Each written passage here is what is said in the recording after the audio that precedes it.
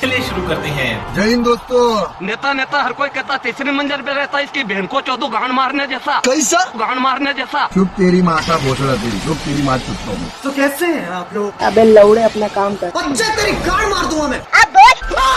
ओ बेचो। अब बोल ना मादर चोद। मर गया मादर चोद। मेरे पास आई थी तब रसोड़े में कौन था? हाँ कौन था? रसोड़ा में मेरा लंड था। रुक तेरे को बताते, तेरी माँ की चुप तेरी, रुका। जय श्री राम। कौन है रे कुत्ता? तेरा बाप हूँ मादर चौथ, प्रमोद दुबे इलाहाबाद।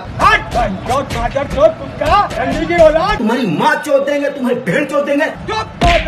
मर गया मादर चोद। पूरा मूड खराब कर दिया तुम्हारी माँ का भोसड़ा। रुको जरा, सब्र करो। कौन सा पोकेमॉन है? मैं गरीब हूँ और मैं हूँ ब्रूस ली का छोटा वाला लंड।